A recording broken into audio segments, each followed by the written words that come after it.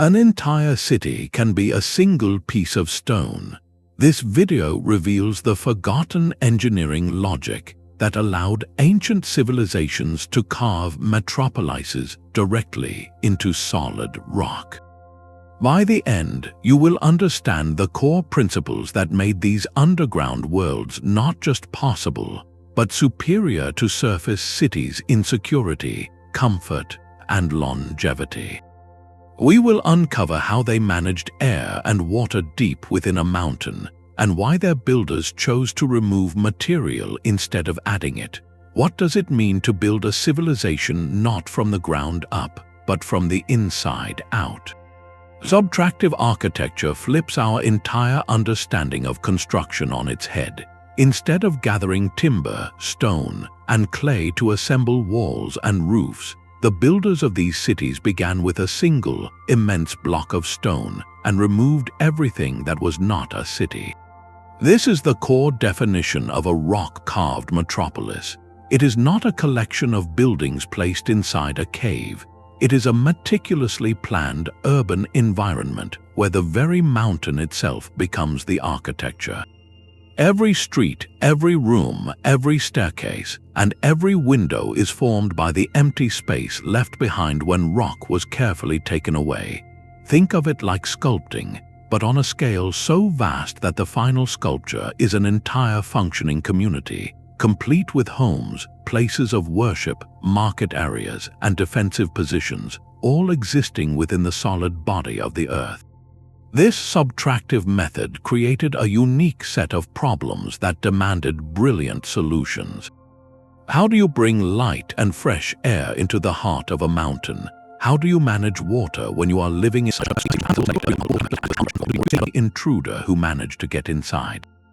Even the vital air shafts were disguised as ordinary water wells on the surface, preventing an enemy from finding them or using them to gain entry.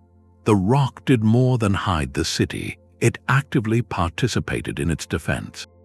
It provided immense, thick walls that no siege engine could breach, and a stable, fireproof structure that could not be burned. This security-first logic was a direct response to eras of great instability. It allowed entire communities, from farmers to artisans, to retreat and continue their lives protected from the turmoil above. Their safety was literally carved in stone. And this fundamental requirement, the need for a secure and stable foundation, dictated the very next critical step in the process: the search for the perfect geological canvas upon which to carve their hidden world. That need for security led to an unexpected and profound benefit, one that transformed a defensive stronghold into a marvel of environmental engineering. The very same rock that shielded the inhabitants from conflict also insulated them from the extremes of the natural world. This is the second strategic reason for carving into living stone: exceptional climate control and energy efficiency. The thermal mass of solid stone is immense. Think of it as a giant natural battery for temperature. During a scorching summer day, the heat from the surface takes an incredibly long time to penetrate deep into the bedrock. Conversely, the bitter cold of winter struggles to reach those same inner chambers. The rock acts as a buffer, absorbing and releasing thermal energy so slowly that the interior spaces maintain a remarkably stable, temperate climate year-round. In the underground cities of Cappadocia, for instance, the temperature deep within the complex hovers around a constant and comfortable 55 to 60 degrees Fahrenheit, no matter if it is freezing or sweltering on the surface. This passive climate control was a form of ancient, sustainable engineering genius. It eliminated the need for complex and fuel-intensive heating systems in the winter or elaborate cooling methods in the summer. Food stored in these chambers would last far longer, protected from spoilage. Daily life was not a battle against the elements, but a comfortable existence within a perfectly moderated microclimate. The engineering logic here is one of profound energy conservation and human comfort, leveraging the Earth's inherent properties to solve a fundamental problem of habitation. But this intelligent use of natural resources extended beyond just temperature management. It was intrinsically linked to an even more foundational requirement for any permanent settlement: the absolute need for structural integrity and longevity. This inherent stability points to a third, often overlooked strategic advantage: structural integrity and seismic resilience. When you build a city from the inside out, you are not just placing a structure upon the earth, you are becoming one with it. This was a critical engineering decision, especially in regions prone to the tremors of earthquakes. Take the landscape of Cappadocia once more, formed from a soft, workable volcanic stone called tuff. On the surface, building tall structures from blocks of this material would be risky, as mortar joints could fail and walls could topple.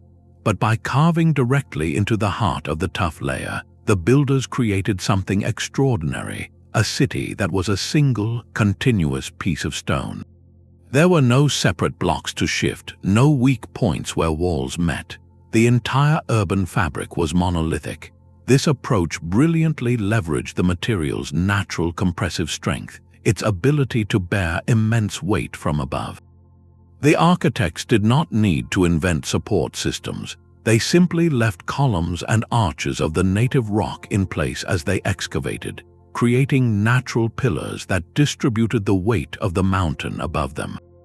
During a seismic event, the energy of a tremor travels through the ground.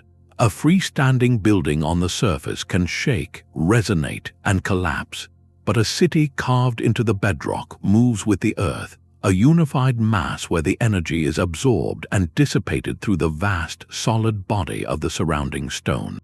It is the difference between a wooden boat on a stormy sea and a fish swimming within it. The boat fights the waves while the fish moves with the current. This engineering logic created spaces that have endured for centuries, not in spite of the geological forces around them, but because of a profound understanding of those forces.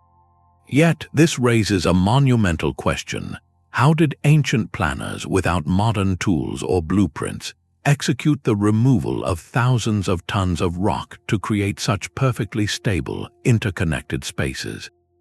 The answer lies in a meticulous, almost surgical process that began long before the first chisel struck stone. The success of these monolithic cities was decided long before excavation began. It started not with ambition, but with a deep and patient reading of the land itself. The master plan was etched not on parchment, but in the very geology of a potential site. Ancient engineers were, first and foremost, master surveyors. Their initial task was a profound exercise in geotechnical logic, a search for the perfect marriage between a grand vision and a willing piece of earth. They needed a specific kind of canvas, one that balanced two seemingly opposite qualities. The rock had to be soft enough to be shaped by the bronze and iron tools of the era, yet structurally sound and stable enough to stand for centuries once carved. This narrow window of workability and strength made certain rock types legendary in this architectural tradition. Volcanic tuff, like that in Cappadocia, was a prime candidate, soft when first exposed to air but hardening over time. Sandstone, as seen in Petra, offered a beautiful, stratified medium that could be precisely cut, and limestone, used in countless rock-cut tombs and temples across the Mediterranean, provided a durable and reliable matrix. But the right rock was only the first criterion. The survey did not stop at the surface. These early engineers were acutely aware of the Earth's hidden dynamics. They sought locations conspicuously free of major fault lines, avoiding zones where the ground itself was prone to sudden, catastrophic movement. They studied the lay of the land for a favorable orientation, choosing cliff faces or hillsides that would capture the morning sun for light and warmth, and that were positioned to take advantage of prevailing winds for natural ventilation. Proximity to a reliable water source, whether a spring, a river, or an accessible aquifer, was non-negotiable, as bringing water into a stone mountain would be one of their greatest challenges. There is compelling evidence that they learned from nature's own excavations. By observing existing caves and natural rock shelters, they could see how the stone behaved under stress, noting where natural arches formed and how the geology distributed weight. This preliminary phase was a brilliant fusion of empirical observation and generations of accumulated knowledge, a slow, deliberate process of asking the land for permission. Only when every condition was met, when the site promised security, stability, and sustenance, would the vision be locked in place, and with that silent contract between builder and bedrock established, the meticulous, incremental process of creation could finally begin. With a site chosen, the real work could begin. The primary tools of this monumental subtraction were deceptively simple. A master carver's toolkit consisted of iron or bronze picks for the initial rough work, chisels of various sizes for finer detailing, heavy stone or metal hammers to drive them, and wooden wedges. For softer volcanic rock, they might even use tools made from a harder, denser stone. The genius was not in the complexity of the tools, but in the sophisticated application of force. The process followed a clear, logical sequence of incremental removal.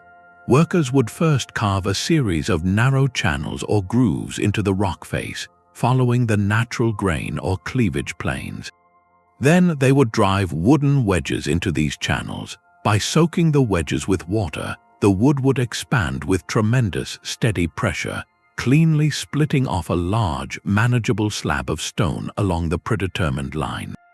This method, known as quarrying in situ, meant they treated the entire mountainside as a single, gigantic block of marble to be sculpted, removing material layer by layer from the top down or from the entrance inward.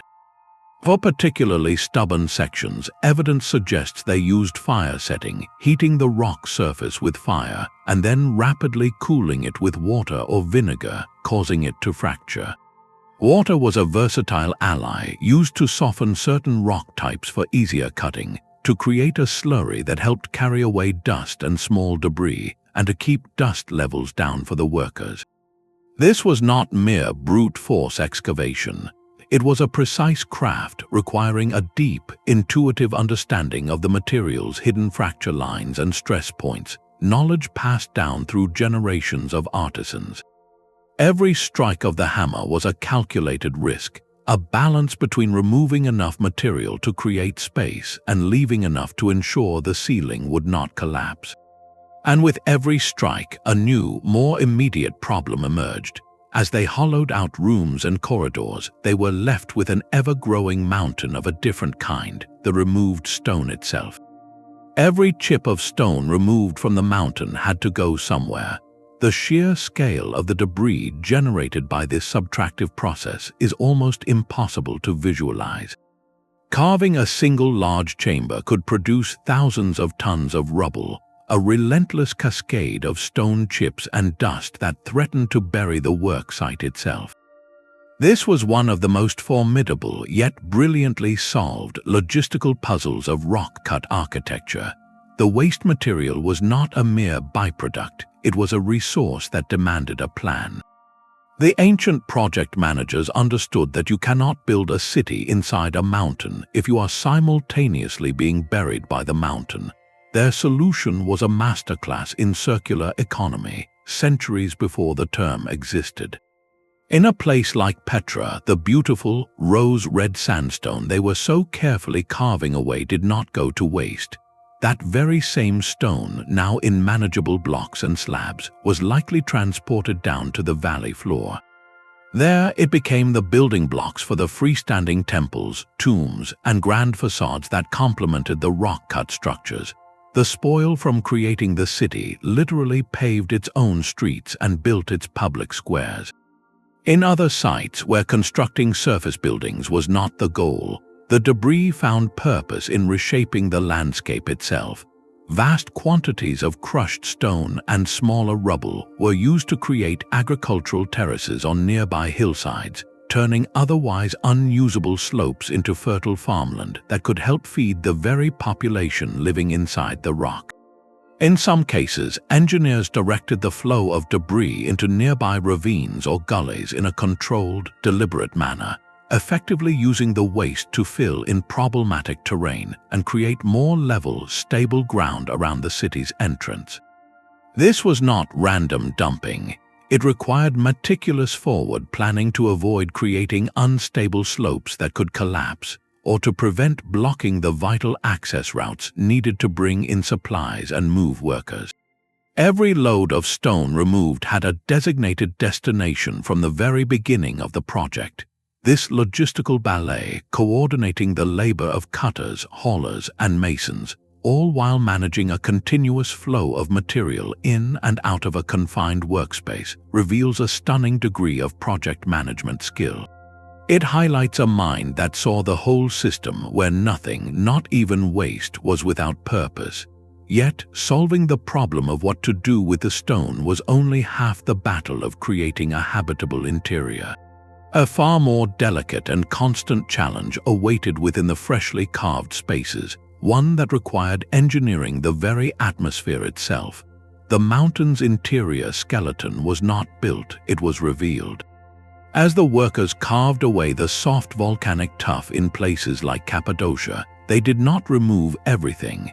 They became sculptors of space and structure, guided by a fundamental architectural logic, the principle of load distribution.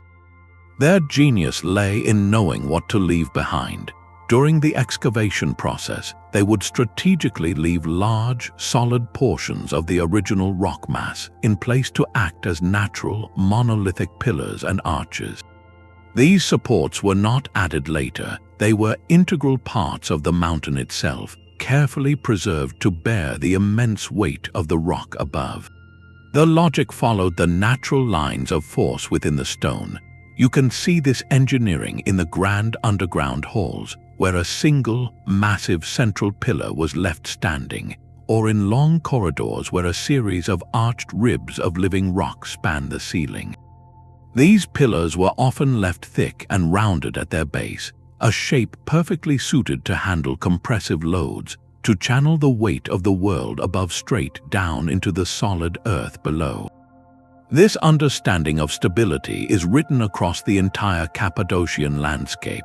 The famous ferry chimney formations, those tall, cone-shaped towers of soft rock capped with harder stone, were not just natural wonders, they were blueprints. Ancient builders recognized these formations as naturally stable pillars, created by millennia of erosion. They saw that the harder capstone protected the softer material beneath from washing away entirely. So they hollowed out these very chimneys, carving homes and chapels inside them with confidence, because the structure had already been stress-tested by nature itself. The internal skeleton of these cities, this hidden framework of pillars and arches, was their insurance policy. It was the quiet engineering that ensured a ceiling carved in the year 300 would not collapse on the community living beneath it in the year 800. This created stable, lasting chambers, but it also created a new problem. They had successfully engineered solidity, but now they needed to engineer the opposite, the flow of two invisible yet vital elements, light and air, into the very heart of the stone. Breathing life into solid rock was their next great challenge. An underground space is only habitable if it can breathe, if fresh air can circulate and sunlight can find a way in.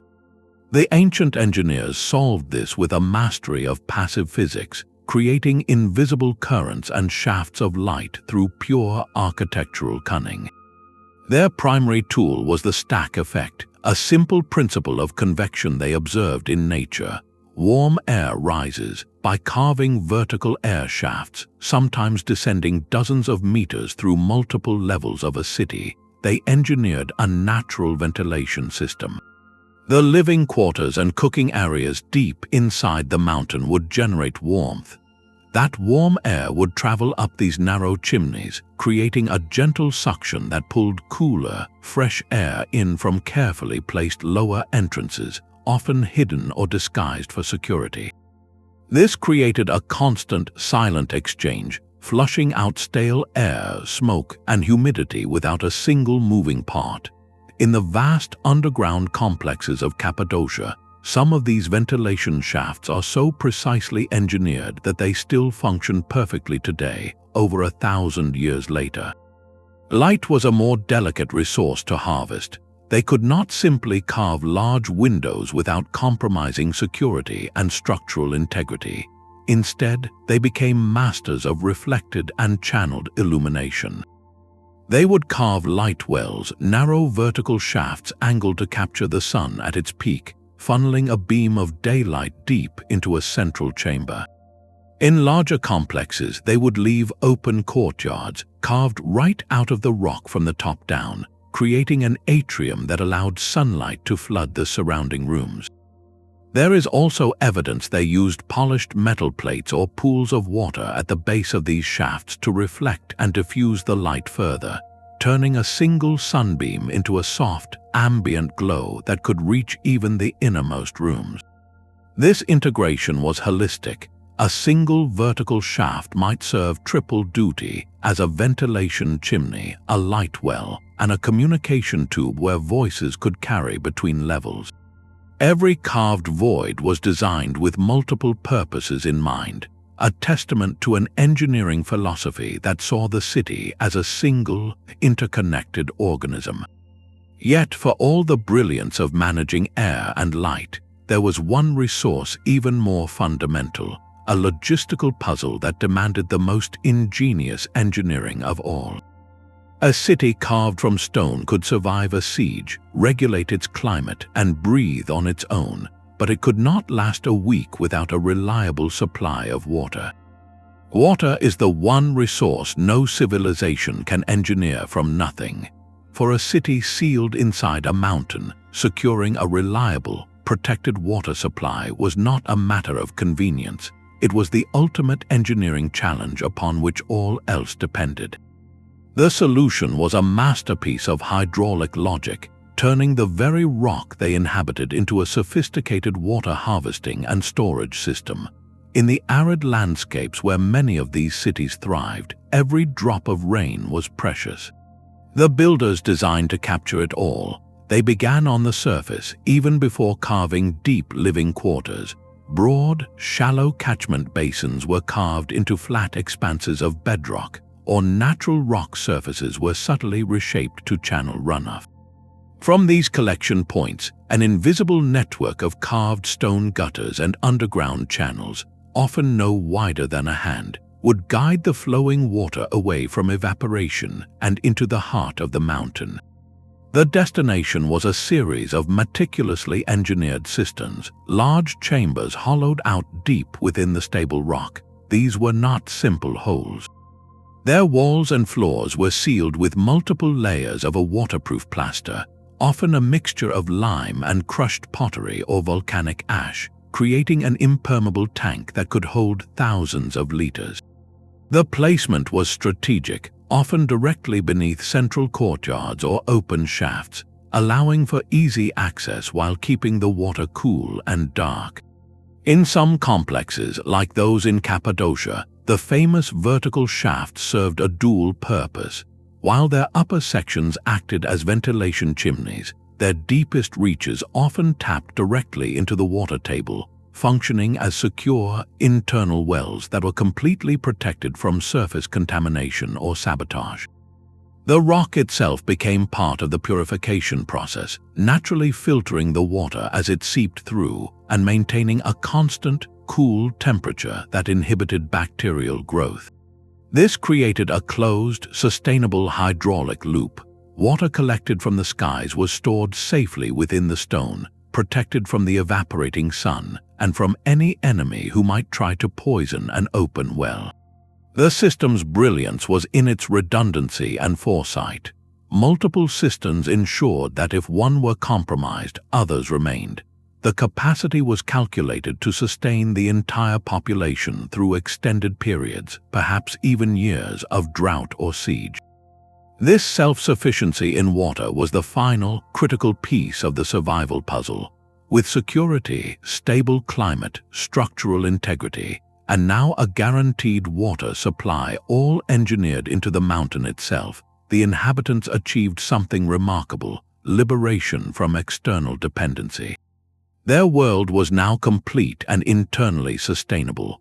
This freedom allowed the architects to shift their focus from mere survival to the nuances of community life, to carve not just shelters but a society. The logic of the city could now turn inward to the flow of daily life and the sacred spaces that would give it meaning. Within the solid darkness of the mountain, a hidden logic of daily life took shape. The layout of a rock-carved city was a masterclass in planning not across a flat plain, but within negative space itself, a three-dimensional puzzle of zones and pathways. The architects divided the city not just by neighborhood, but by depth and purpose, creating a vertical stratification of daily life. The levels closest to the main entrance, where light and fresh air were most abundant, were typically reserved for public and utilitarian functions. Here you would find the stables for animals, workshops for blacksmiths and potters, and large communal kitchens. These were the noisy, active spaces that required frequent access to the outside world and stronger ventilation to handle smoke and odors. Moving deeper into the mountain, the character of the spaces changed. The middle and lower levels, bathed in constant, cool darkness and profound quiet, were the domain of private life and sacred ritual. Here, families lived in clusters of small rooms carved around shared courtyards or light wells. Vast, barrel-vaulted chambers served as granaries and storage silos, their stable temperatures perfectly preserving food and goods. And in the deepest, most secure recesses, often on the lowest level, they would carve their places of worship, silent chapels where the only sound was the echo of prayer against living stone. This was zoning by environmental logic, matching each human activity to the ideal natural conditions the mountain provided. Connecting this vertical metropolis required a circulatory system as sophisticated as any modern city's street grid. The engineers planned a hierarchy of tunnels. Wide, high-ceilinged main corridors served as primary arterials, allowing for the movement of people, animals, and goods between major zones. From these main tunnels, narrower passageways branched off like capillaries into residential clusters or storage areas. And for the utmost privacy or security, there were small, easily defensible tunnels that could be sealed with a single rolling stone door, isolating entire sections if needed. This network was deliberately designed with a dual mind. For a resident, the path from a living quarter to the communal kitchen or a house of worship was straightforward, a familiar route through well-lit main arterials. But for an invader who breached the outer defenses, the city transformed into a labyrinth. Tunnel networks would intentionally include dead ends, tight spirals that led nowhere, and identical-looking intersections to confuse and frustrate. Secret passages, known only to the inhabitants, provided escape routes or access to hidden storage rooms for valuables. It was a brilliant balance of openness and secrecy, where the same architecture that fostered community and efficient daily life also became a weapon of disorientation and defense. This organized chaos, however, raised a critical question for those living within it. In a world without street signs, windows, or a visible horizon, how did you know where you were, or how to communicate across its vast, dark interior? The answer lies in a subtle language of architecture, a system of orientation built into the stone itself. The silence of stone is not an emptiness, but a different kind of canvas. Within the muffled depths of a rock-carved city, sound behaved in strange and powerful ways, and the ancient engineers learned to conduct it like a symphony. They transformed a potential flaw, the way rock swallows ordinary noise, into a sophisticated system of auditory architecture. In sacred spaces, this acoustic engineering reached its peak. The rock-cut churches of Lalibela in Ethiopia are profound examples. Here, the entire interior volume, the shape of the ceiling, and the texture of the walls were carved not just for visual awe but for sonic resonance. The stone chambers were tuned, in a sense, to amplify and enrich the human voice and the rhythms of ceremonial music, making every chant and prayer feel as if it emanated from the living earth itself. This created an immersive spiritual experience where sound was not just heard but physically felt, vibrating through the stone and the worshippers within it.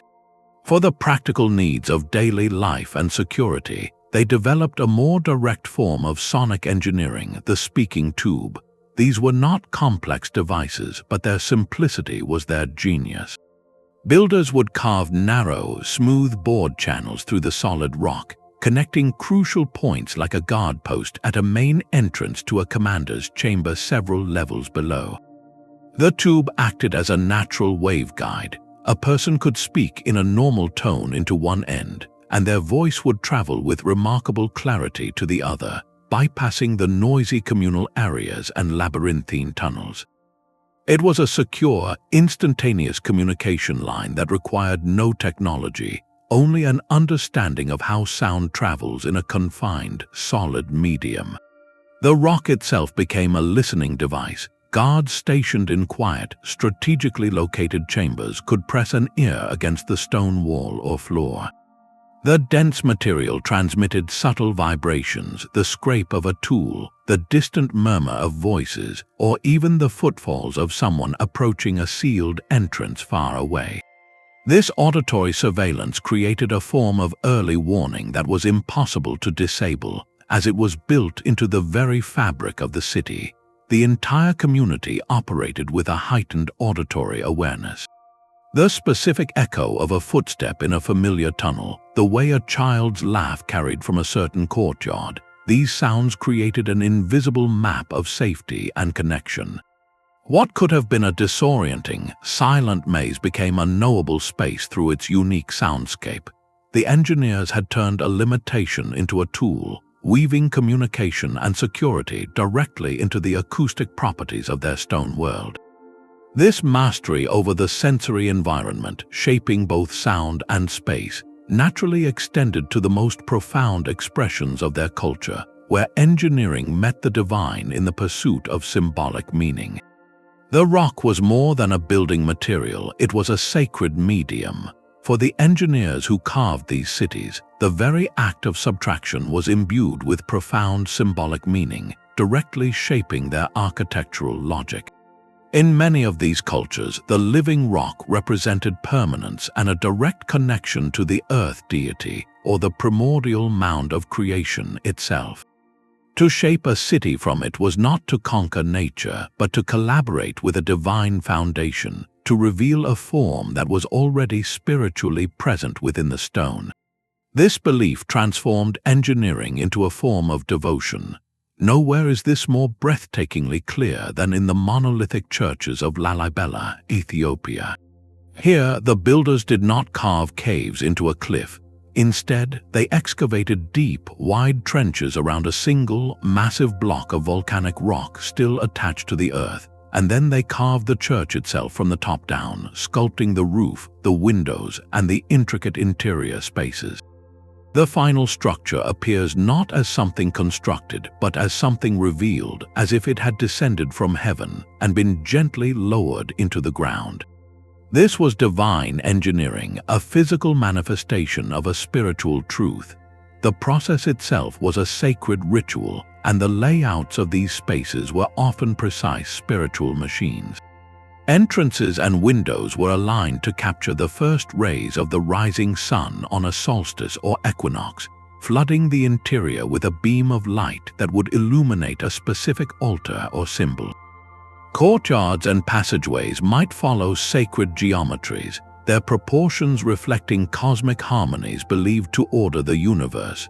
This fusion of practical need and cosmological principle created environments where every carved surface, every shaft of light, and every echoing sound was designed to align human life with a perceived cosmic order.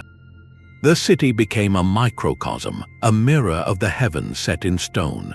To undertake such a monumental fusion of faith and function required more than just a few skilled artisans. It demanded the mobilization of an entire society, a vast and coordinated workforce united by a shared vision that was both practical and profoundly sacred. The silent, sacred work of carving a city required a symphony of human hands. This was not the labor of a lone genius or a small team, but a monumental, generational undertaking that demanded a social structure as finely engineered as the tunnels themselves. The project's scale reveals a hidden layer of logic, one of human capital and long-term societal organization. To carve a metropolis from solid rock, you first had to organize a society capable of such a feat.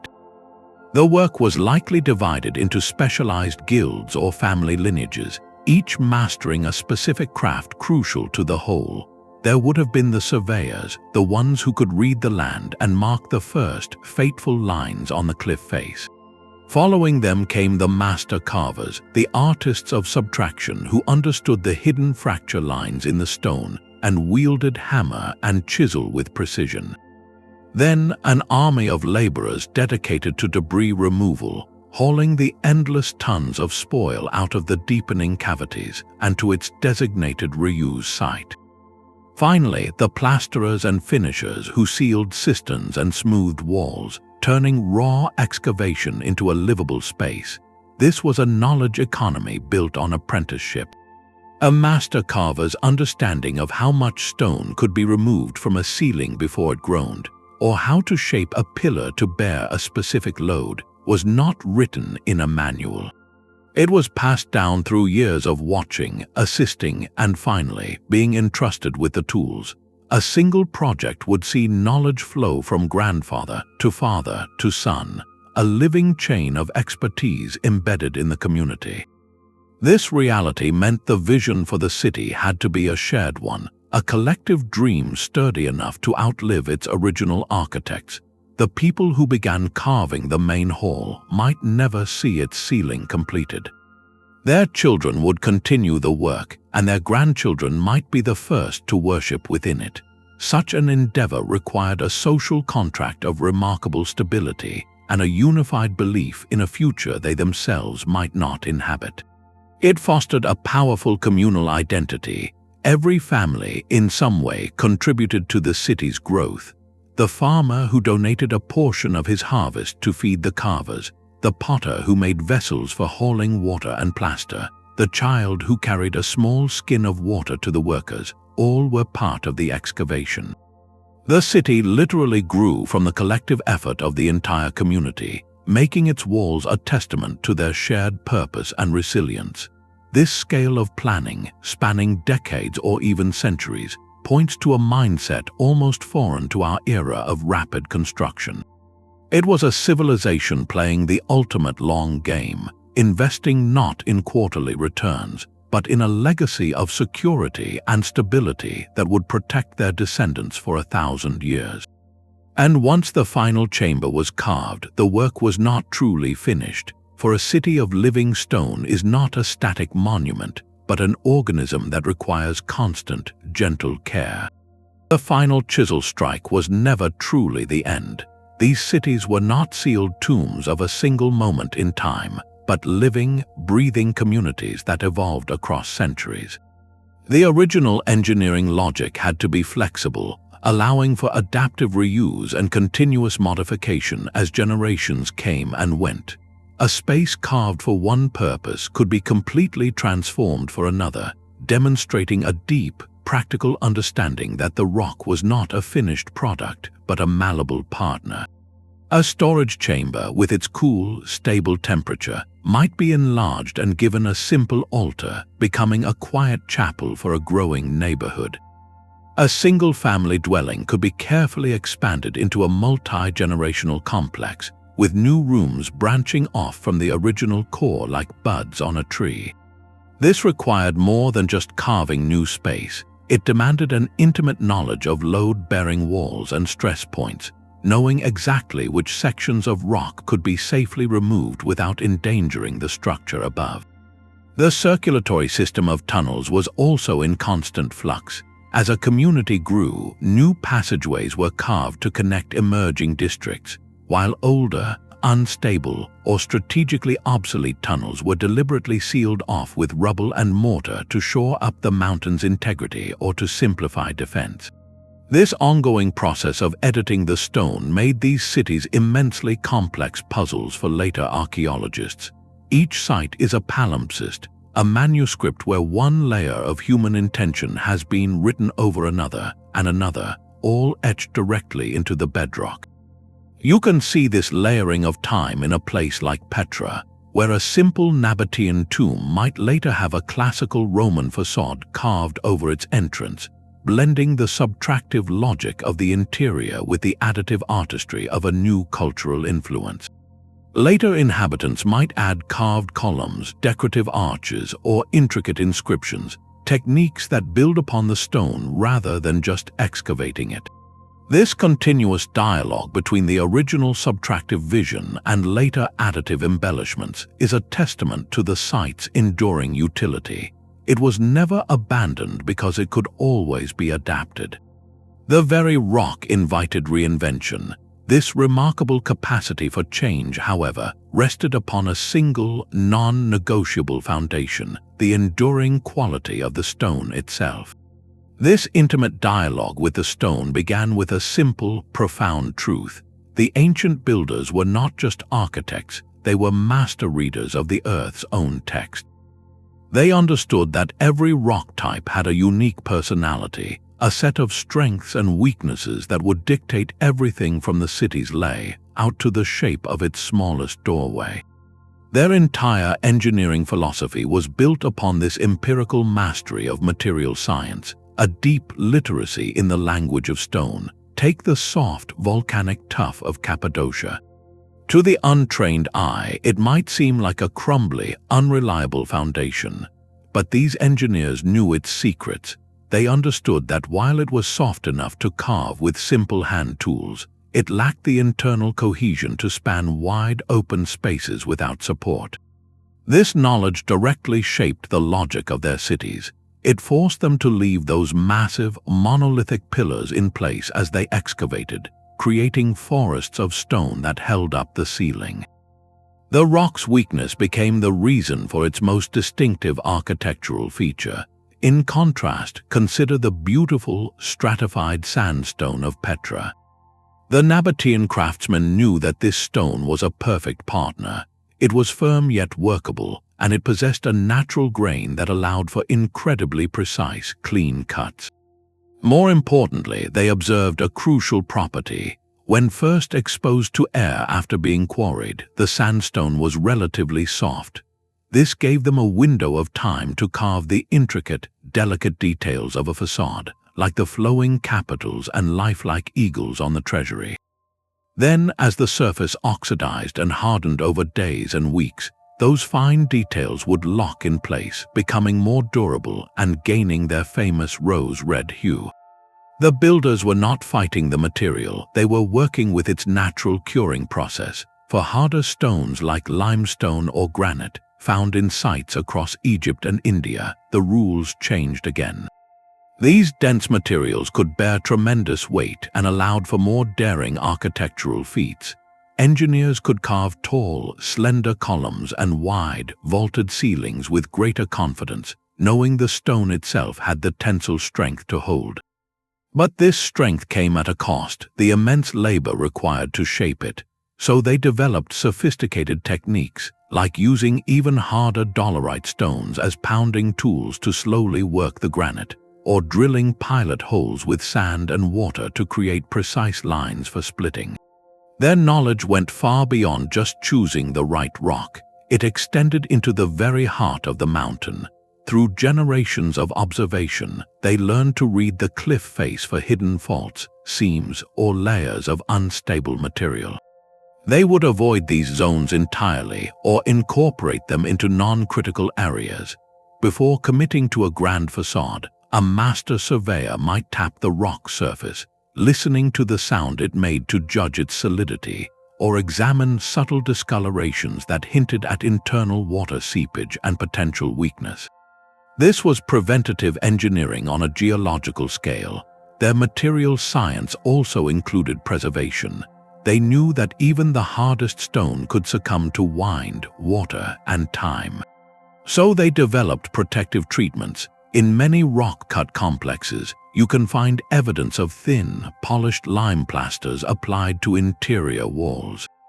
This served a dual purpose. It sealed the porous stone, preventing dust from constantly shedding into living spaces, and it created a smooth, bright surface that better reflected precious light. In some cases, natural plant-based resins or oils might have been used as sealants on exterior carvings to shield them from the elements. This entire body of knowledge was not written in a manual. It was built through centuries of trial, error, and meticulous observation, passed down as a sacred craft from one generation of carvers to the next.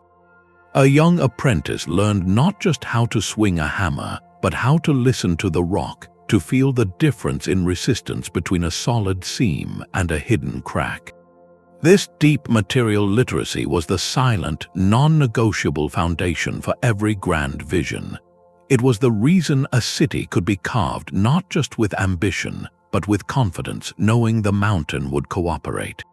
And this hard-won understanding of stone's behavior finds its most breathtaking expression in a handful of sites that seem to defy the very logic of gravity and human limitation. This deep literacy in stone finds its ultimate expression in the vast, hidden world beneath the plains of Cappadocia. Here, the engineering logic of refuge was carved into reality on a scale that still defies belief. The soft volcanic tuff that forms this otherworldly landscape was not just a canvas, it was a sanctuary. Cities like Derinkuyu and Kamakli were not mere clusters of caves, but meticulously planned, vertical metropolises descending as many as 8 levels deep into the earth. Each level was a stratum of survival, a chapter in a manual for enduring the unendurable. The primary logic was profound and clear: to create a world so complete and so hidden that an entire community could vanish from the surface, living in safety for months on end. This was not a temporary shelter, it was an alternate reality built from solid rock. The entrance to this hidden world was its first and most brilliant line of defense. Passageways could be sealed with massive, circular stone doors, each weighing hundreds of kilograms. These were not simple barriers but precision-engineered plugs. They rolled smoothly in carved stone grooves, allowing a few people to block a tunnel completely, creating an impassable stone wall in moments. Behind these doors unfolded a labyrinthine universe. Wide main corridors connected to spiraling staircases, leading down past stables for livestock, communal kitchens with carved hearths, wineries with fermentation vats, and endless rows of storage chambers for grain, oil, and wine. The scale is the true revelation. These complexes could house not hundreds but tens of thousands of people, along with everything needed to sustain them. This points to a society organized for collective resilience, where every family had a designated space and role within the mountain. Yet, the most critical engineering challenge was the air itself. How do you keep thousands of people and animals breathing comfortably 80 meters below ground? The answer lies in a forest of invisible chimneys. Dozens, sometimes over 100, vertical ventilation shafts were carved from the deepest chambers all the way to the surface. These narrow tubes, often disguised as ordinary water wells, leverage the simple physics of the stack effect. Warm, stale air from the crowded depths would rise and escape through these shafts, while cooler, fresh air was drawn in through other carefully controlled openings. This created a constant, gentle breeze that circulated throughout the entire complex, preventing the air from becoming stagnant or toxic. It was a passive life support system, built entirely from negative space and an understanding of convection. Water, too, was secured from within. Deep wells tapped into the underground water table, providing a source immune to surface poisoning or siege. Vast, plaster-sealed cisterns stored rainwater collected from hidden surface channels. Every necessity for life, from breathable air to drinkable water, from secure food stores to protected spaces for worship and community, was engineered into the geology. The completeness of these cities reveals a haunting context. They were a direct and brilliant response to a landscape of recurring conflict, a place where surface life was often precarious. The rock offered a promise that when the world above became too dangerous, a world below, ordered, safe, and self-sufficient, was always waiting. The engineering logic here is one of profound community preservation, a testament to the human will to endure, not by facing the storm, but by designing a perfect shelter within the very earth it raged upon. Such deep refuge required not just defensive genius, but a mastery of the rock's own, more delicate properties, a skill that turned soft stone into lasting art. The logic of stone shifts dramatically in the desert sun. While the hidden cities of Cappadocia turned inward for security, another civilization used the same subtractive principles to project power, prestige, and economic might. In the narrow, winding canyons of southern Jordan, the Nabatean people carved not a hidden refuge, but a grand, open statement. Petra, the rose-red city, reveals a different engineering logic entirely, one where the carved rock served not to conceal a civilization, but to advertise its wealth and ingenuity to the world. This was a city built for commerce and spectacle, where the facade itself was the masterpiece. The Nabateans did not choose a secluded mountain, but a dramatic, defensible canyon along major trade routes linking Arabia, Egypt, and the Mediterranean. Their challenge was not creating a closed ecosystem, but sustaining a lavish, outward-facing metropolis in one of the most arid landscapes on Earth. The solution was an engineering obsession that began not with the chisel, but with the control of water itself. In the desert, water is destiny. The Nabateans were not merely carvers of stone, they were masters of hydraulic alchemy, turning deadly flash floods into a life-giving resource. The narrow canyon, or sick, that serves as Petra's main entrance is not just a beautiful pathway, it is the central artery of a brilliant water management system. The engineers understood that the rare, violent rainstorms in the surrounding highlands posed both a catastrophic threat and a precious opportunity. To prevent these torrents from scouring through the city, they constructed a series of diversion dams upstream. These dams channeled the raging floodwaters into a network of carved stone canals and clay pipes that lined the walls of the sick itself. Walk through the canyon today, and you can still see the grooves and channels cut into the sandstone cliffs at shoulder height, an ancient aqueduct guiding water safely into the heart of the city. This captured water was then directed into vast, underground cisterns carved deep into the bedrock, creating a reservoir capacity that could sustain tens of thousands of people and their caravan animals through years of drought. This hydraulic genius transformed a vulnerable gorge into a guaranteed oasis, making Petra not just a stop on the trade routes, but the indispensable hub. Every drop was measured, every channel calculated. The rock here was not just a canvas for buildings, but the very plumbing of an empire. With their water secured, the Nabateans could focus on their true artistic and political ambition, carving their prosperity directly into the cliff faces for all to see. The most breathtaking example is the treasury, or Al-Khosneh. This is not a building constructed block by block, but a monumental facade and its interior chambers revealed from the living rock of the mountain. The process was one of breathtaking precision and audacity. Workers likely began at the top, carving scaffolds and platforms into the cliff as they worked their way downward, removing thousands of tons of sandstone to expose the ornate two-story facade. Every delicate column, every statue of a mythological figure, every intricate floral capital was shaped in situ, meaning a single mistake could not be replaced. It would be a permanent flaw in the mountain itself. The interior was carved inward from this facade, creating a cool, shadowy chamber behind the glowing rose-red exterior. This was subtractive architecture as performance, a public demonstration of control over both the environment and the most skilled craftsmen.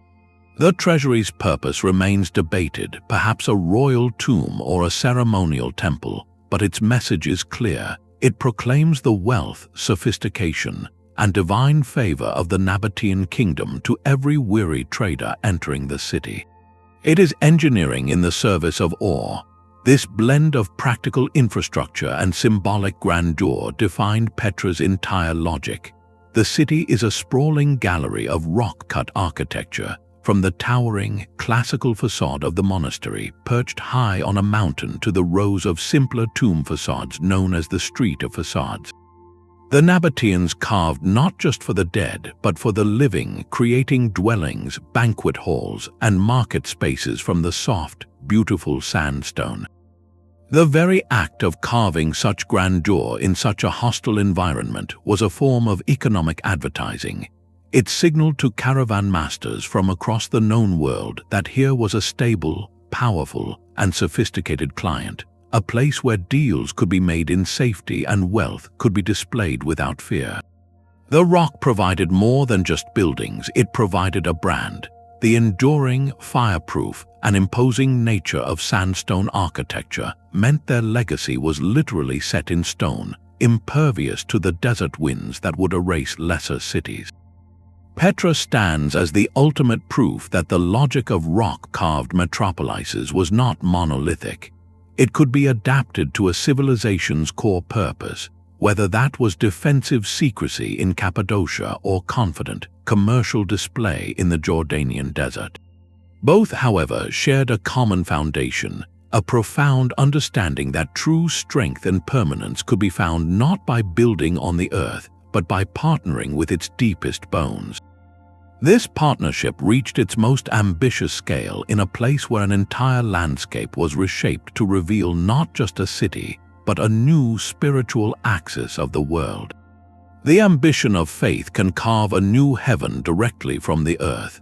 In the highlands of Ethiopia, the town of Lalibela is home to one of the most astonishing applications of subtractive logic ever conceived, a project where engineering became an act of profound devotion. Here, in the 12th century, under the direction of King Jebba Meskel Lalibela, workers did not merely carve rooms into a cliff. They performed a kind of architectural revelation, creating 11 complete, freestanding churches by excavating deep, wide trenches around massive, isolated blocks of red volcanic rock, then sculpting those blocks from the top down into intricate places of worship. The guiding logic was not defense or commerce, but spiritual symbolism, an attempt to build a new Jerusalem for those who could not make the pilgrimage to the Holy Land. This was subtractive architecture in its purest, most literal form, where the final structure is not built but unveiled, standing separate from the living rock that once entirely surrounded it. The process demanded a breathtaking inversion of the normal construction sequence. First, the master planners would survey a vast expanse of bedrock. Then, using nothing but hand tools, teams would begin carving a deep, rectangular moat straight down into the stone, 4 sheer walls of rock plunging perhaps 12 meters into the earth, isolating a central block. Only after this block was completely freed on all 4 sides, still attached at its base to the earth, would the true sculpting begin. From the top of this giant stone cube, workers would start to carve the roof, then slowly work downward, defining the eaves, the windows, the doorways, and finally hollowing out the vast interior space. They created naves, sanctuaries, arches, and rows of supporting columns, all from the solid, continuous material of that single, grounded block. Every feature, from the geometric crosses on the windows to the vaulted ceilings, was a product of removal, a negative space given holy form. The structural challenge was immense. They had to calculate the precise thickness of the remaining walls and pillars to support the tremendous weight above, all while ensuring the interior felt open and awe-inspiring. Perhaps the most ingenious practical feature is one many visitors miss: the sophisticated drainage system. The trenches surrounding each church are not just walkways, they are part of a brilliant hydrological plan. Channels were carefully carved along the base of the trench walls to catch rainwater, directing it away from the church foundations and into a network of underground conduits that prevented erosion and flooding. This protected the soft volcanic rock from the very element that could destroy it over centuries, showing a foresight that matched their spiritual vision. The result is a landscape that feels both impossible and serene. To walk among these churches is to move through a sunken, sacred world. The most famous, Bet Georgis, or the Church of St. George, is carved in the perfect shape of a Greek cross, a stunning geometric form at the bottom of its deep, square pit. Light and shadow play across the textured rock faces, and the silence within the trenches is profound, broken only by the echoes of chants and prayers. This project represents the zenith where faith, artistry, and engineering logic merge into a single, unified purpose. It demonstrates that the drive to carve from solid rock could be motivated by the deepest human yearning for connection to the divine, creating spaces that feel less constructed and more discovered, as if they had always been waiting within the heart of the mountain. The same architectural logic echoes across continents, a testament to a shared human ingenuity. Far from the highlands of Ethiopia, in the western Deccan Plateau of India, another mountain was being reimagined from the inside out. The Ellora Caves, and specifically the Kailasa Temple, represent perhaps the most audacious single act of subtractive architecture in human history. Unlike the sunken churches of Lalibela, the Kailasa was not a block isolated in a trench. Here, the vision was to carve what appeared to be a freestanding, multi-story temple complex, complete with a central shrine, side chapels, a grand gateway, and even sculpted life-size elephants, all from a single, sloping basalt hillside. The engineering approach was one of breathtaking, almost reckless ambition. Instead of carving inward from a cliff face, the planners instructed workers to begin at the top of the ridge. They carved 3 deep, parallel trenches straight down into the living rock, isolating a central mass of stone over 150 feet long and 100 feet wide. Then, with that colossal block of basalt still attached to the earth, they began the meticulous work of a divine sculptor, carving from the top downwards. For generations, workers removed an estimated 200,000 tons of rock, not to build a temple, but to reveal one that, according to the vision, was already dwelling within the heart of the mountain. The result is not a building, but a landscape transformed into architecture, a monument that declares the power of faith to literally move mountains, one handful of stone chips at a time. This same drive to find security and community within stone flourished an ocean away. In the canyons and mesas of the American Southwest, the ancestral Puebloan peoples engineered intricate settlements directly into the faces of sheer sandstone cliffs. Places like Cliff Palace at Mesa Verde are not random collections of caves. They are carefully planned vertical villages with multi-story dwellings, circular ceremonial kivas, storage rooms, and defensive towers all integrated into a single, sheltered alcove. The logic was beautifully pragmatic. The south-facing cliff alcoves captured the low winter sun for warmth, while the massive rock overhang provided shade in the summer and protected the structures from rain and snow. The sheer cliff face below made access nearly impossible for outsiders, offering a powerful natural defense.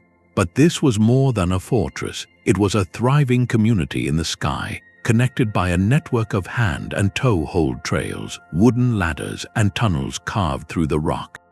Their construction blended additive and subtractive methods, using stone and mortar to build walls within the carved alcove, but always beginning with the gift of the cliff itself, which provided the floor, the ceiling, and the foundational back wall of every home.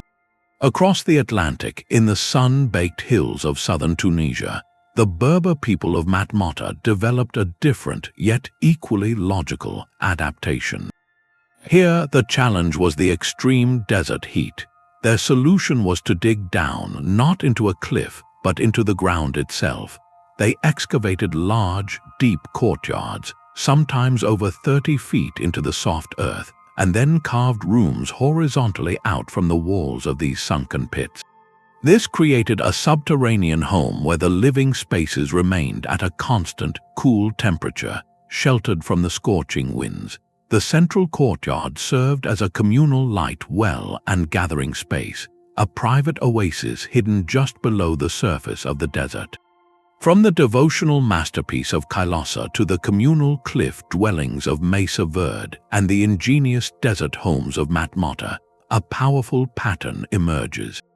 These civilizations, separated by vast distances and with no possible contact, looked at their landscapes and arrived at the same brilliant conclusion. When faced with universal human challenges, the need for security from conflict or the elements, and when presented with a geology that allowed it, the most elegant solution was not to build upon the land, but to build with it, to let the earth itself become the walls, the roof, and the foundation of daily life. This independent convergence of ideas speaks to a fundamental logic in human problem solving, yet it also whispers a haunting question. If this knowledge was so powerful, so universally rediscovered, how did it eventually fade from our collective memory, and what fragments of their deep understanding of stone and survival have we managed to preserve or, tragically, lost to time? The silence of the finished stone holds a secret, the echo of a conversation that lasted for generations. This deep, intuitive knowledge of how to read a mountain and carve a city from its heart was never written down in manuals or encoded on scrolls. Its transmission was a living process, flowing directly from experienced hands to watching eyes, from a master's quiet correction to an apprentice's muscle memory. This was a lineage of skill, passed down through family lines or tight-knit guilds, where the true blueprint existed not on parchment, but in the collective memory of the community. The core curriculum was practical and relentless. A young learner would begin not with theory, but with hauling debris, mixing plaster, and fetching water. Through this immersion, they absorbed the rhythms and sounds of the worksite, the scent of wet stone dust, the chorus of chisels. They learned by observing where the master stood, how he tapped a wall to listen for a hollow sound, the angle at which he held his hammer to follow a hidden seam in the rock. The principles of load-bearing, ventilation, and hydraulic engineering were not abstract formulas. They were stories and rules of thumb embedded in sayings, songs, or ceremonial teachings. A guiding maxim about leaving a pillar thick enough might be passed down in a rhyme, making it easy to remember and repeat. The geometry of a stable arch might be encoded in a ritual dance, its movements tracing the ideal curve. This was knowledge made visceral, woven into the very fabric of their culture. For the most complex projects, like the layout of an entire temple facade, they likely used physical guides. Archaeologists suggest that scaled-down models, carved from softer stone or even wood, could have been used to visualize the final form. On the cliff face itself, we find clues, faint grids or alignment marks etched into the rock, simple diagrams that set proportions and guided the initial, rough excavation. These were not detailed construction documents, but more like a musician's notation, a basic score that the master carver and his team would interpret and elaborate upon in real time. This system's greatest strength was its fluid adaptability. A master encountering an unexpected vein of brittle rock could instantly adjust the plan, drawing on a lifetime of experience to reinforce an arch or redirect a tunnel. There was no need to send for revised drawings. The solution resided in the skilled mind on site. This oral and practical tradition forged engineers who could think in 3 dimensions, feel the stress in a stone pillar, and collaborate seamlessly with a team speaking the same unspoken language of craft. Yet, this beautiful, intimate mode of learning carried a profound fragility. The entire library of technical knowledge resided in the minds and hands of a few key individuals. It required cultural stability, a society committed to a project that would outlive its founders, A master carver would spend decades training his successor, often a son or nephew, ensuring the vision continued. But if that chain was broken by conflict, migration, or a sudden shift in beliefs, the knowledge could vanish within a single generation. The specialized vocabulary for different rock strata, the memorized songs detailing the angle for a ventilation shaft, the tactile sense for when a ceiling was growing too thin, all of it could evaporate into silence. This is precisely what happened in many of these places. The communities moved on, the guilds dispersed, and the living conversation with the stone ceased. The cities remained breathtaking and mute, but the detailed how of their creation was lost.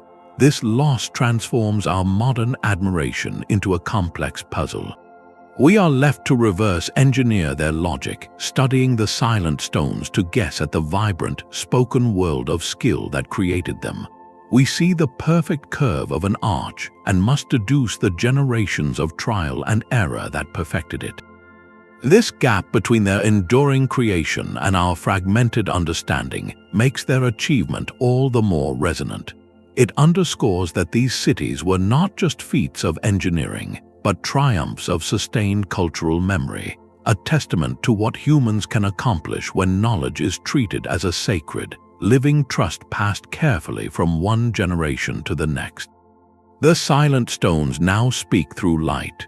Modern archaeology has given us a new language, a suite of tools that allow us to conduct a conversation with these ancient sites that transcends the limits of the naked eye.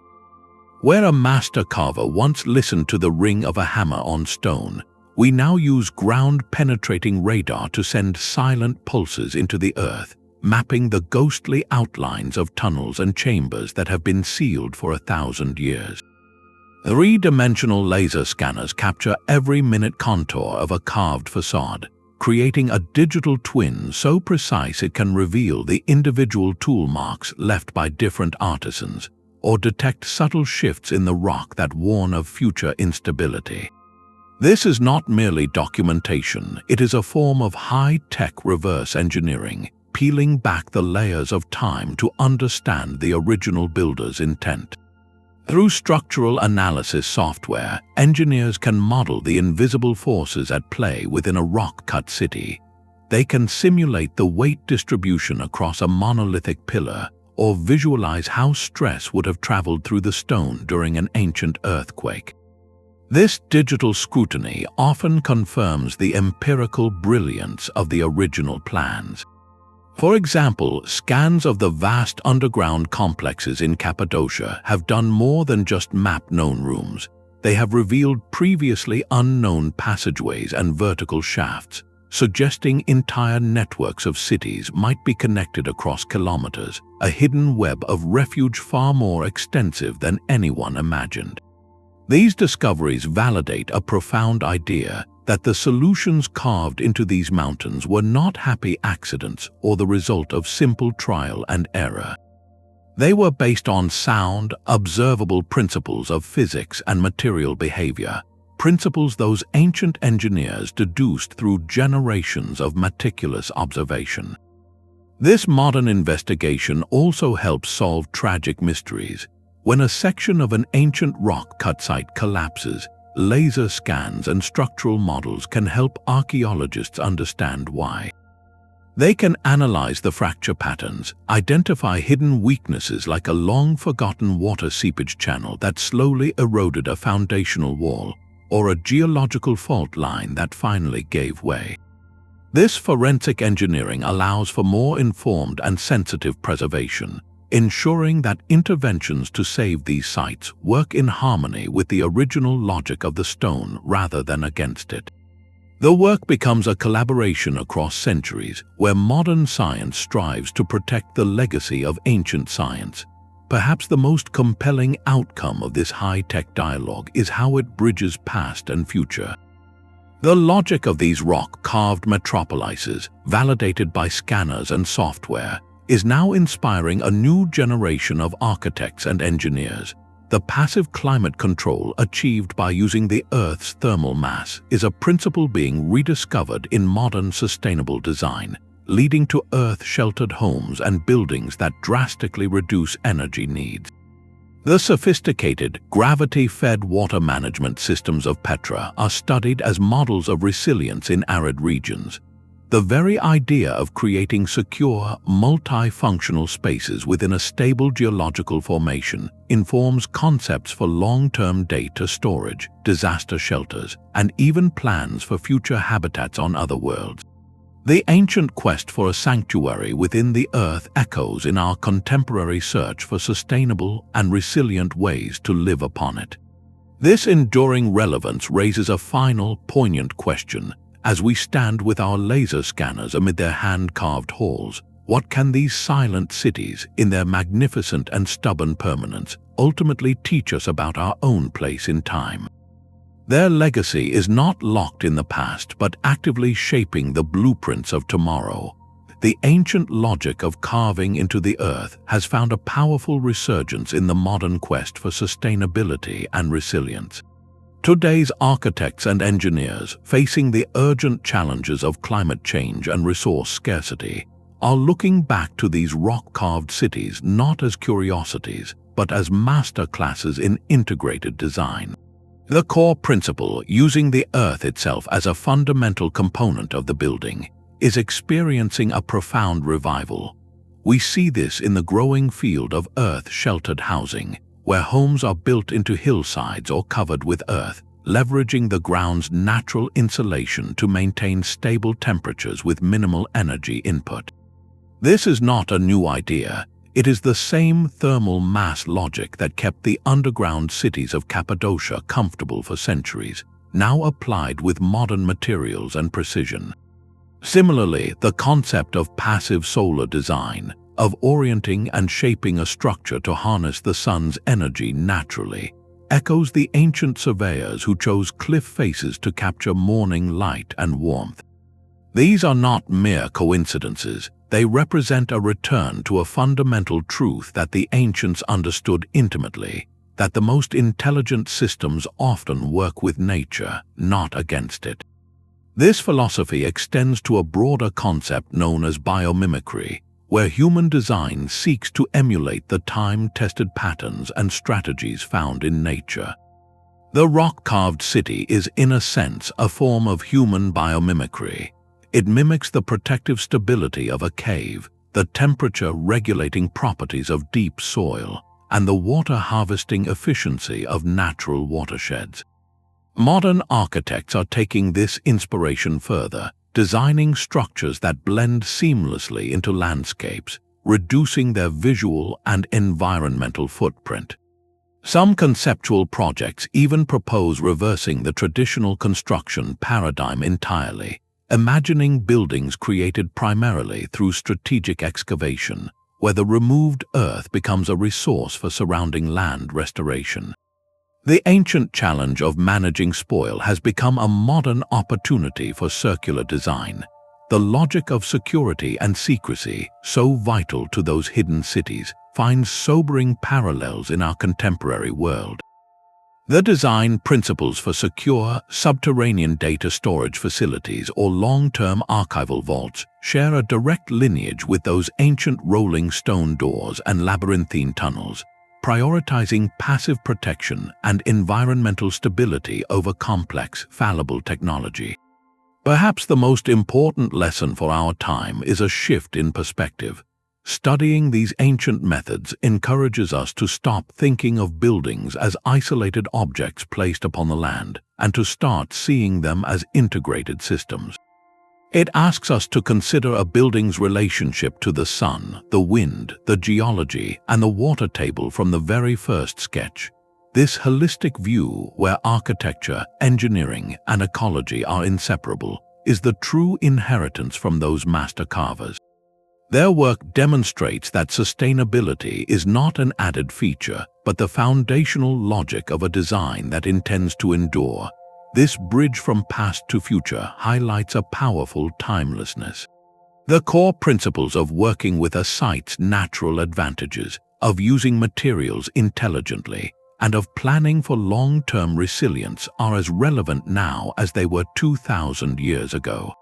They remind us that true innovation often lies not in inventing something entirely new, but in rediscovering and adapting profound wisdom that has been waiting in the stones all along. This realization makes the ongoing preservation of these ancient wonders not just an act of historical respect, but a critical responsibility for our own future. The legacy carved in stone now faces its slowest and most insidious enemy, time itself. For centuries, the rock provided perfect protection, but the same geological forces that made these sites possible are also gradually reclaiming them. Natural erosion is a relentless, quiet process. Wind scours delicate carvings with abrasive dust. Water, the lifeblood of these cities, now poses a threat, seeping into microscopic cracks in the sandstone or tuff. During freezing nights, this water expands, exerting pressure from within, slowly fracturing the stone in a process called frost wedging. Even minor seismic activity over centuries can widen existing faults and weaken structural pillars. This is the natural lifespan of any stone monument, a return to the earth measured in millimeters per century. Yet today, a new and far more accelerated form of erosion has emerged, one driven not by geology but by human fascination. The modern era of mass tourism presents a paradox. The global admiration that ensures these sites are valued and studied also brings the very conditions that can destroy them. Consider the atmosphere inside a narrow, rock-cut tomb. When thousands of visitors pass through each day, the collective humidity from their breath saturates the air. This moisture condenses on the cooler stone surfaces, creating a thin film that encourages salt crystallization and microbial growth, which can pit and stain irreplaceable carvings. The simple, unintentional act of touching a wall transfers oils from skin to stone, altering its surface chemistry and attracting grime. Even the vibrations from nearby buses, road construction, or low-flying aircraft transmit subtle shocks through the bedrock, a constant, unnatural tremor that can destabilize already delicate features. The engineering challenge has undergone a profound shift. It is no longer about creation but about conservation, a delicate science of minimal intervention. Preservation teams now employ tools the original builders could never have imagined. They use hyperspectral imaging to detect moisture invisible to the eye and three-dimensional monitoring to track the slightest movement in a wall or pillar over years. Solutions are often elegantly simple in principle but complex in execution. To protect a facade like Petra's treasury from water runoff, a discreet shelter might be engineered overhead, designed to deflect rain without altering the monument's iconic silhouette. Visitor access is carefully managed with timed tickets and restricted pathways to prevent overcrowding and give the stone time to recover. When repairs are absolutely necessary, conservators use a principle known as compatibility, employing mortars and fills that match the original stone's chemical composition and physical behavior, so the repair moves and breathes with the monument rather than fighting against it. This work is a silent pact with the past, a responsibility that connects us directly to the legacy of the original builders. We are no longer the creators, but the guardians, tasked with ensuring that their conversation with the stone is not lost to our own carelessness.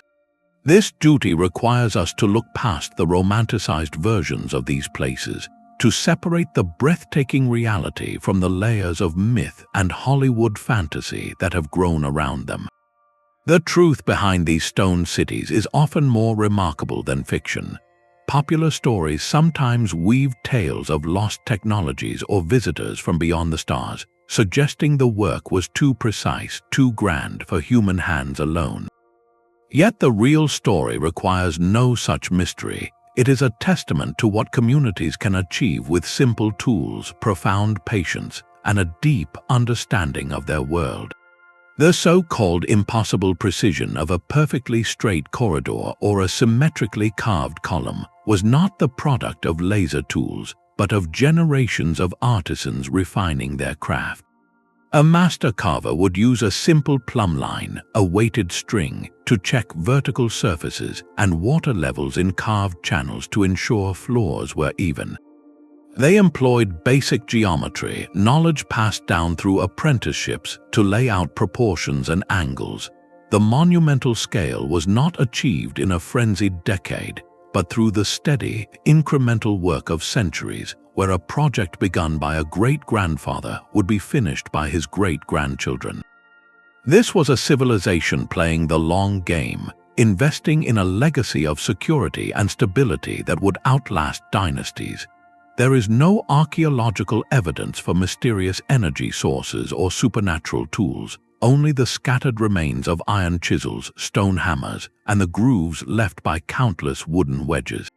The power source was human muscle, organized and sustained by a shared vision. The true technology was not a device, but a system, the social organization that fed the workers, trained the artisans, and maintained the collective will across lifetimes. Debunking these myths does not steal their wonder, it redirects our awe to the proper place, the achievable genius of human collaboration. It frames these cities not as alien artifacts, but as the ultimate expression of a partnership between a community and its environment, a dialogue of need and ingenuity written directly into the living rock. This realistic appreciation allows us to see their true historical significance. They are a mirror reflecting the resilience, the patience, and the profound skill of our own ancestors, showing us what is possible when vision is coupled with perseverance.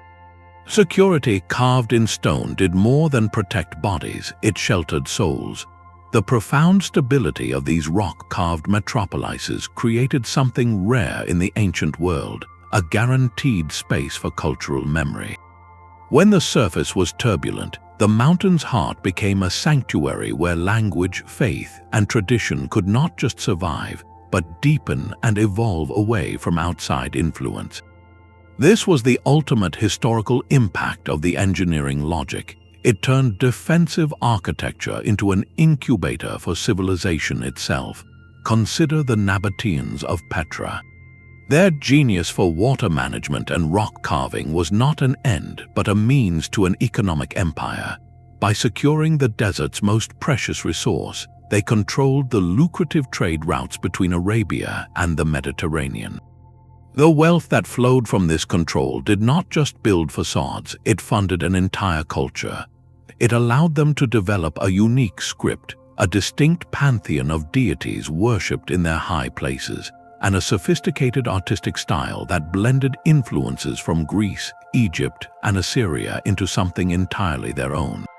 Petra was not merely a wealthy city, it was the capital of a cultural identity forged in the confidence that their home was unassailable.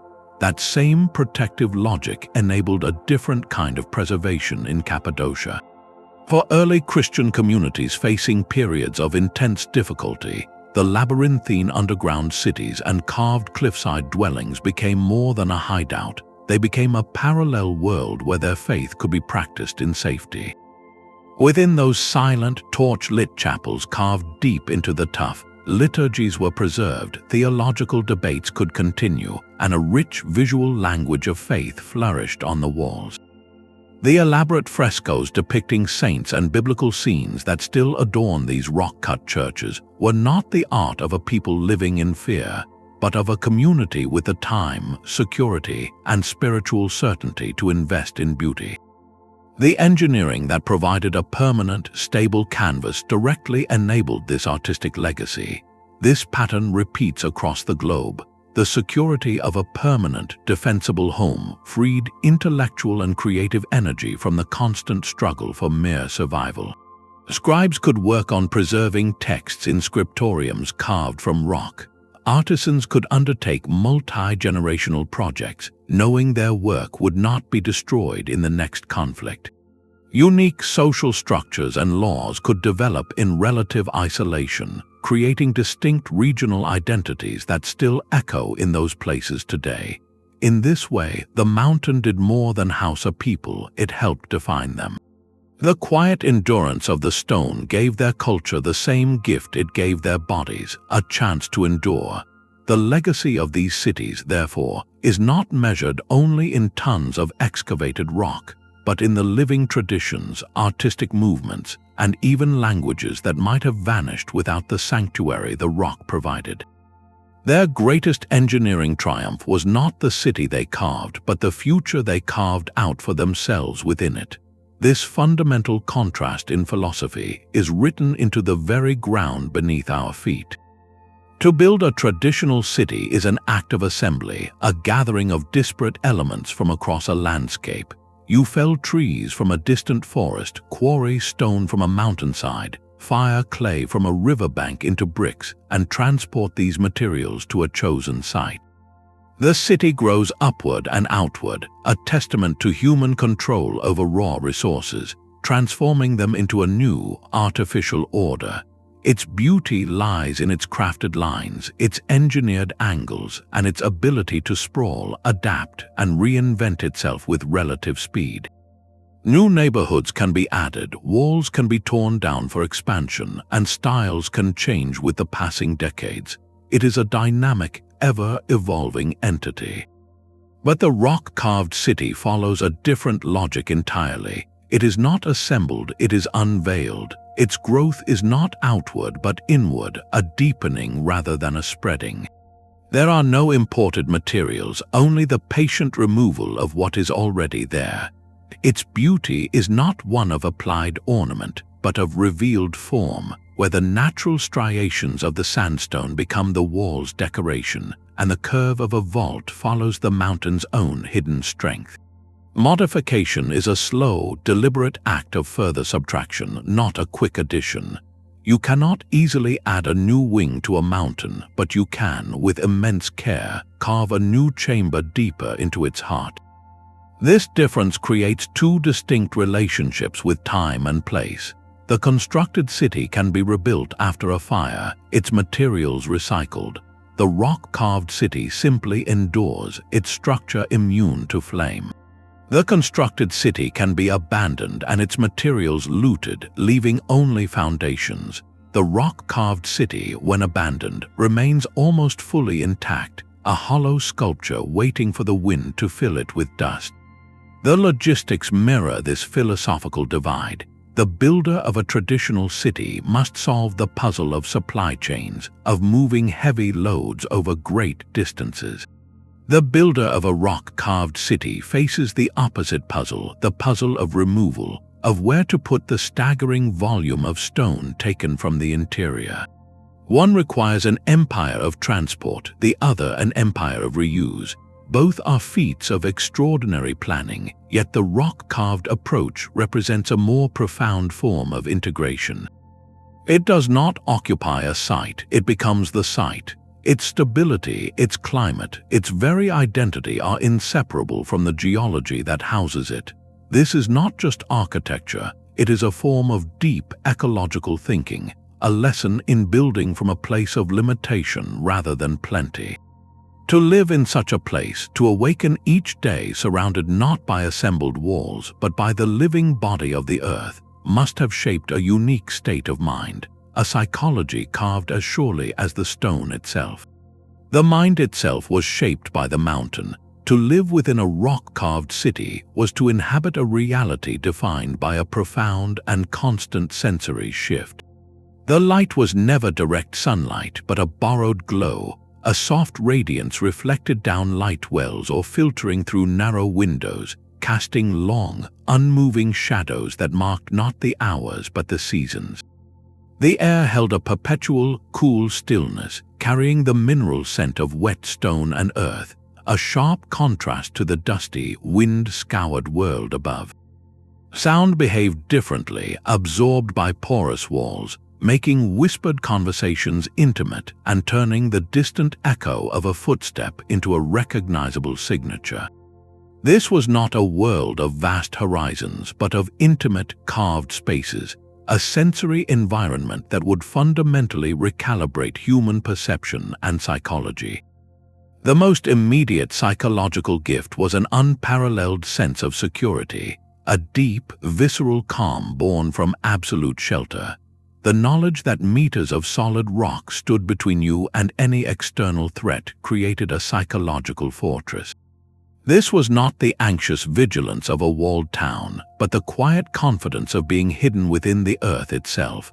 Children could play in winding tunnels without fear of outsiders. Families could sleep through the night without posting a watch. This foundational safety freed mental energy from constant worry, allowing focus to turn inward to craft, to worship, and to strengthen the bonds of community. In the dim, shared light, social life became intensely collective. With no private yards or distant fields, daily interaction was constant and close-knit. Communal kitchens, shared courtyards, and collective storage areas meant that survival and celebration were inherently group endeavors. This proximity forged a powerful, almost familial collective identity. Your neighbor was not just someone who lived nearby, they were the person who shared your air, your water source, and your single, secured entrance to the world. Disputes had to be resolved. Cooperation was not optional. It was the architecture of life itself. Yet, this profound connection carried a potential counterweight, the shadow of confinement. For some, the lack of a visible sky, the unchanging temperature, and the limited vistas could stir a sense of deep isolation or a longing for the unpredictability of the surface world. The very stillness that provided peace could, to a different temperament, feel like the stillness of a tomb. Historians note that these cities were likely used as seasonal refuges or during times of acute danger, not necessarily as permanent, year-round residences for everyone. This cyclical movement between the open expanse above and the secure embrace below may have been a crucial psychological release valve, allowing inhabitants to balance the profound security of the subterranean world with the dynamic freedom of the surface. Within this stone womb, spirituality found its most powerful expression. To carve a place of worship directly into the living rock was to step beyond metaphor. Worshippers were not entering a man-made building, they were entering the sacred body of the earth deity or the primordial mound of creation. The act of prayer reverberated against stone that had existed for eons, creating a physical connection to the eternal. The flicker of oil lamps on carved crosses or deities would animate the walls, making the stone itself seem alive with divine presence. This environment fostered a contemplative, inward-focused faith. The silence was not empty but full of potential meaning. The drip of water from a seep could be heard as a sacred rhythm, and the single shaft of sunlight piercing the darkness on a solstice was not a coincidence but a divine signal. This mindset explains the cultural artifacts left behind, why certain protective symbols were carved around doorways, why spaces were arranged in concentric circles for communal ritual, and why narratives were painted directly onto the rock, merging story and substance. Every artistic act was a dialogue with the mountain. This intimate, sacred connection to place raises poignant ethical questions for our modern interaction. When we walk through these spaces today as tourists or researchers, we are entering not just an archaeological site, but someone's former psychological and spiritual home.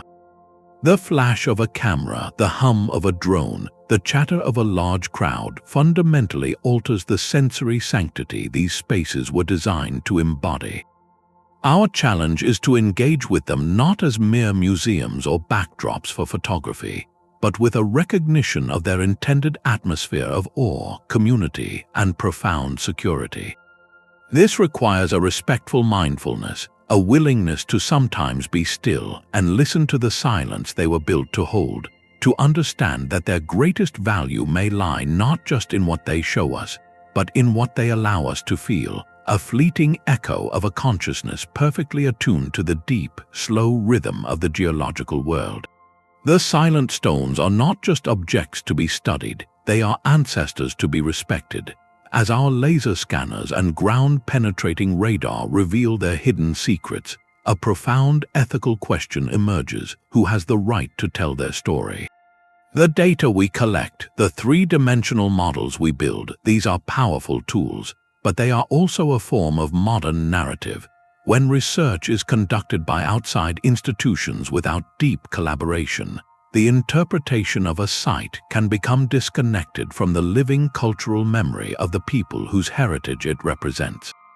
For descendant communities, these places are often not abandoned ruins but sacred landscapes, direct links to their identity and spiritual lineage.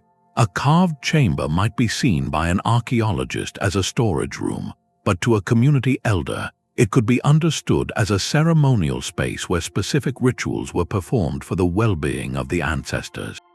Balancing rigorous scientific investigation with this spiritual significance requires more than permission. It demands partnership. It means involving community members from the very beginning of a research project, not just as laborers or guides, but as co-interpreters of the evidence. Their oral histories and traditional knowledge can provide context that no sensor can detect, revealing the purpose of a puzzling architectural feature or the meaning behind a faded wall painting. This collaborative approach transforms exploration from an extraction of data into a shared dialogue, ensuring the narrative that emerges is multidimensional and respectful. The tools of discovery themselves must be chosen with care.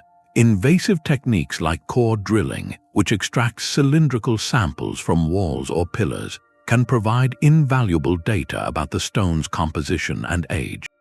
But each drill hole, no matter how small, is a permanent wound in a structure that has survived intact for a millennium. The decision to use such a method cannot be based solely on scientific curiosity. It must be weighed against the principle of minimal intervention, asking if the knowledge gained is absolutely essential and cannot be acquired through non-destructive means like surface scanning or spectroscopic analysis. The guiding logic must shift from what we can learn to what we should learn, and at what cost to the integrity of the monument itself. This ethical calculus extends powerfully to the economic forces now shaping these sites.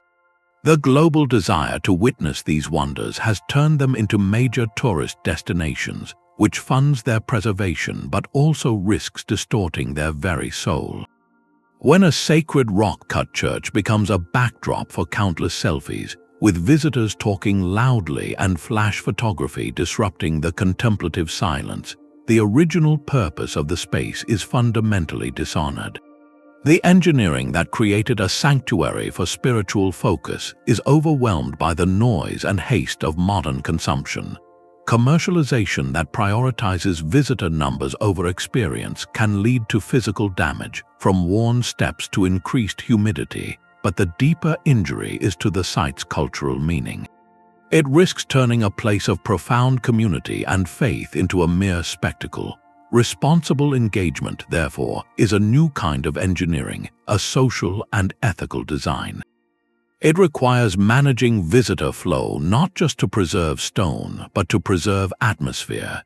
It means creating educational materials developed in partnership with local communities, so tourists understand they are entering a place of deep cultural significance, not just an ancient theme park. For researchers, it mandates sharing findings and credit transparently, and often repatriating digital scans or artifacts so the community retains stewardship over its own heritage. We must remember that the original engineering logic of these cities was rooted in a specific cultural context, a response to environmental and social pressures unique to their time and place. Our modern interaction must be equally context-aware. We are not the builders and we are not the original inhabitants. We are latecomers to a conversation that began thousands of years ago. Our role is not to dominate that conversation with our technology or our tourism, but to listen, to learn, and to act as thoughtful guardians. This mindset of stewardship, of seeing ourselves as part of a continuum of care rather than as detached observers, may be the most important lesson we can take from these ancient places. It reframes our relationship with the past not as one of ownership, but of humble responsibility. And if we can master this ethical logic, perhaps we can then ask a truly forward-looking question. What do these ancient principles of integration, sustainability, and resilience have to teach us as we look beyond our own planet toward designing habitats for humanity's next great chapter? The same principles that secured ancient communities are now blueprints for our survival beyond Earth. The stark, airless landscapes of the Moon and Mars present challenges eerily similar to those faced by builders in Cappadocia or Petra: extreme temperatures, deadly radiation, and a complete lack of breathable atmosphere. Modern space agencies and private visionaries are not looking to import glass and steel skyscrapers. They are looking down to the ground itself. The most promising designs for permanent extraterrestrial habitats draw a direct line back to those ancient rock-carved metropolises, proposing that we use the local regolith, the layer of dust and broken rock, as a protective building material, or better yet, that we move directly into pre-existing subsurface spaces like lava tubes. These are not caves in the traditional sense, but massive tunnels left behind by ancient volcanic flows, some wide enough to contain entire cities. Their value is identical to that of a sandstone cliff in Jordan. They offer a natural, robust shield. Several meters of overlying rock or packed regolith would block the majority of cosmic and solar radiation, one of the most lethal hazards of long-term space living. Just as the thermal mass of tuff kept underground cities at a stable temperature, the regolith's insulation would protect inhabitants from the wild swings between scorching days and frigid nights on the lunar or Martian surface. This is the ultimate validation of the ancient logic, using the environment itself as your primary life support system. The parallels extend far beyond just finding a sturdy roof. Every critical lesson from those ancient engineers finds a new expression in extraterrestrial design. Consider the challenge of a closed-loop environment. A moon base cannot rely on regular shipments of air and water from Earth. It must recycle everything with near-perfect efficiency, just as a hidden city under siege had to rely on its sealed cisterns and carefully managed air shafts. Modern life support systems aim to create this precise circularity, purifying air and recycling water in a continuous loop, a high-tech echo of the ancient imperative to make every resource count. Even the psychological insights are being revisited. Designers of future space habitats are deeply studying the effects of confinement, limited sensory stimulation, and the need for communal cohesion, the very conditions that shaped life in a rock-carved city. They are planning for shared communal spaces to foster connection, private niches for respite, and the deliberate use of light, perhaps even simulated daylight cycles, to maintain circadian rhythms and mental well-being, addressing the same human needs that ancient builders intuitively understood when they carved their sunlit courtyards and intimate chapels. This connection transforms our view of history. Those ancient builders were, in a very real sense, the first engineers of extreme environment habitation. They were pioneers in creating self-sufficient, resilient systems under immense pressure. Their cities were prototypes for closed-loop living, demonstrating that a community could not only survive but thrive in isolation by intelligently integrating with its geological setting. Their work proves that sustainability is not a modern invention, but a rediscovery of an ancient, fundamental wisdom. As we stand on the brink of becoming an interplanetary species, their legacy offers a humbling and powerful lesson. In our rush toward the future, with all its advanced materials and digital systems, we are circling back to a profound truth they understood millennia ago. The most elegant, resilient, and intelligent way to build a lasting home is not to conquer a landscape, but to collaborate with it, to let its inherent properties guide and protect us. The mountain sheltered them, and now the lessons carved within it may well shelter us as we reach for the stars. This entire journey through stone reveals a coherent, forgotten engineering philosophy. The logic behind these metropolises was not a collection of random tricks, but a unified system built upon a few profound, interlocking principles. First, and most fundamentally, was the principle of leveraging inherent material properties. The builders did not fight the stone, they listened to it. They used the mountain's own mass for impenetrable defense, its thermal inertia for passive climate control, and its compressive strength for structural integrity. The rock was not a problem to be overcome, but the primary partner in the entire endeavor. Second was the principle of meticulous, long-term planning and three-dimensional spatial organization. These were not haphazard excavations. They were carefully zoned, vertically stratified communities where the flow of daily life, from stables to sanctuaries, was mapped into the bedrock with foresight that spanned centuries. Third was the principle of integrated systemic design. Nothing was considered in isolation. A single vertical shaft served as a ventilation chimney, a light well, and a communication tube. Water channels were carved as part of the initial survey. The city was engineered as a single living organism, where air, water, light, and human movement were all parts of a closed, sustainable loop. Finally, and perhaps most critically, was the principle of socio-cultural endurance.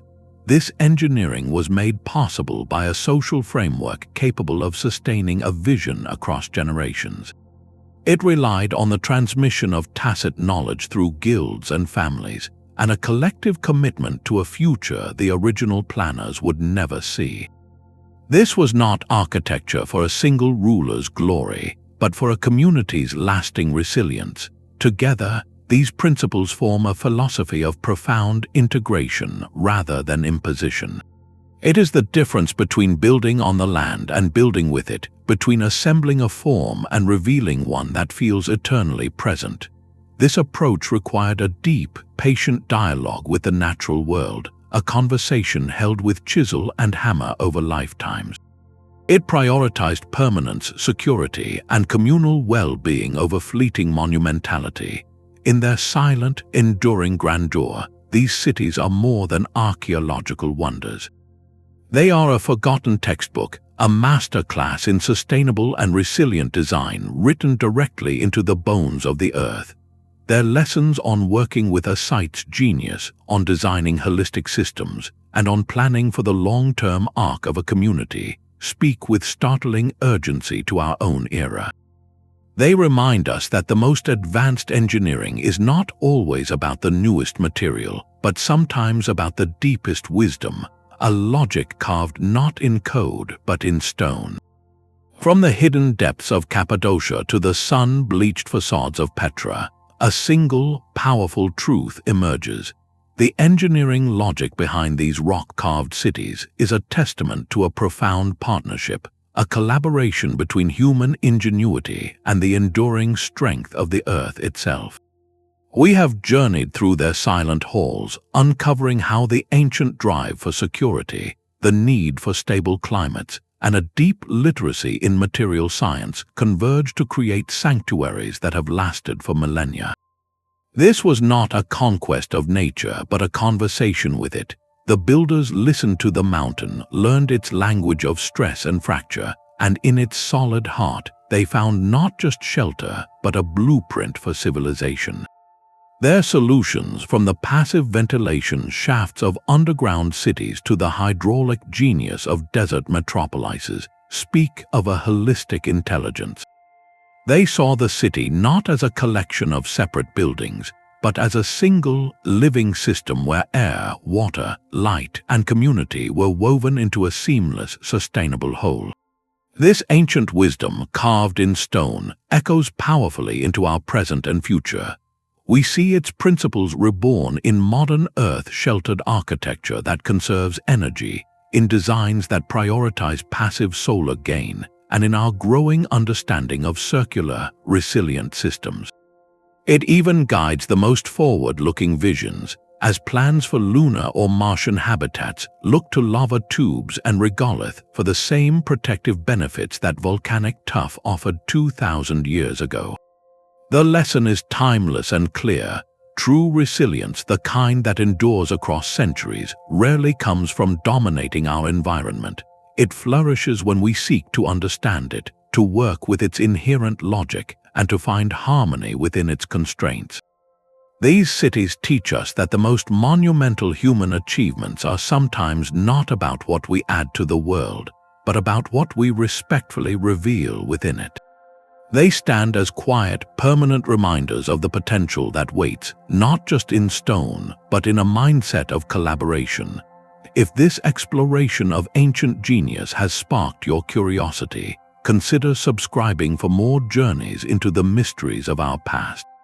We would love to hear your thoughts. In the comments below, tell us which of these rock-carved cities would you most want to walk through, and what is it about that place that calls to you?